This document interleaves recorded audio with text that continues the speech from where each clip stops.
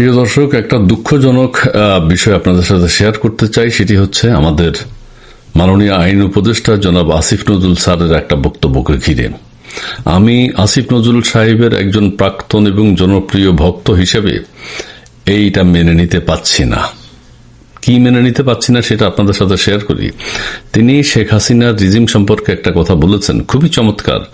শেখ হাসিনা ও তার দোসররা যে অপরাধ করেছে, শেখ হাসিনা ও তার দোসররা যে অপরাধ করেছে 1971 সালে পাকিস্তানি বাহিনীও হয়তো এই জঘন্য অপরাধ করেনি। খুবই সুন্দর বলেছেন।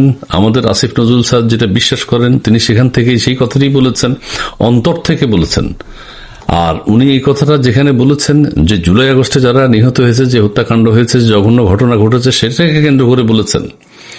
আমরা ওনার পরিবর্তন মেনে নিতে পারি না। আর একটা কথা বলতে চাই, আসিফ নজরুল স্যারের একজন প্রাক্তন ভক্ত হিসেবে, 1971 সালে আমাদের স্যার ছোট ছিলেন, বয়স বেশি হয়নি। 1971 সালের যুদ্ধ কি তিনি দেখেছেন? দেখেন নাই।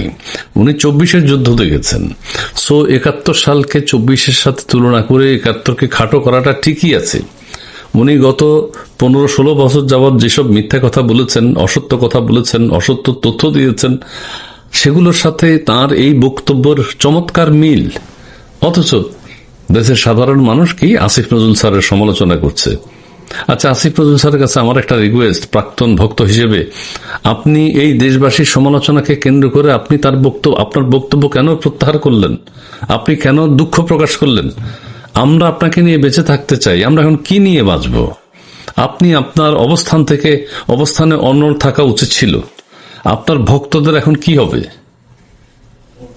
আমরা কি চাই আপনি 26 লাখ কি ভারতীয়ের কথা বলেছেন চাকরিতে?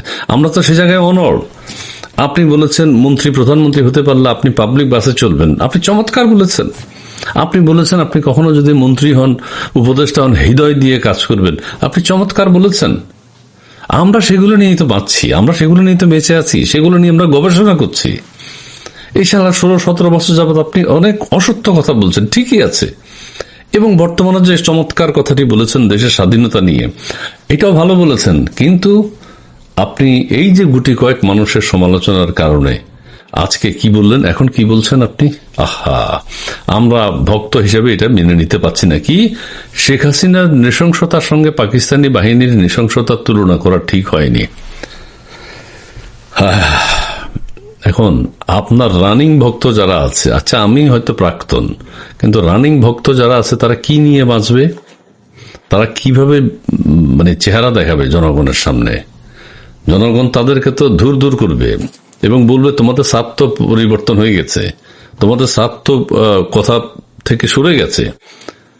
ভক্তদের মনের কথা চিন্তা করে আপনার উচিত ছিল আপনি 71 সাল সম্পর্কে যে কথাটা বলছেন সেই কথাটাতে আপনি অনড় থাকা, কিন্তু আপনি থাকেননি। আপনি কি বলছেন একটু পড়ে শোনাই এখন। সাবেক প্রধানমন্ত্রী শেখ হাসিনাকে নিয়ে পাকিস্তান সেনাবাহিনীর সঙ্গে তুলনা করে যে দেওয়া মন্তব্য ঘিরে বিতর্কের পর অবশেষে দুঃখ প্রকাশ করেছেন অন্তর্বর্তী সরকারের আইন উপদেষ্টা আসিফ নজরুল।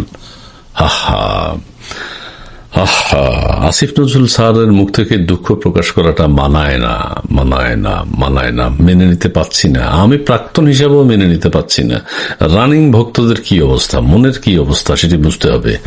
মঙ্গলবার 29 জুলাই দুপুরে জুলাই অভ্যুত্থানের হত্যাকাণ্ড নিয়ে আয়োজিত এক আলোচনা ও তথ্য প্রদর্শনীতে আসিফ নজরুল বলেছিলেন, শেখ হাসিনা ও তার দোসররা যে অপরাধ করেছে 1971 সালে পাকিস্তানি বাহিনী ও সেনাবাহিনীও হয়তো এই জঘন্য অপরাধ করেনি।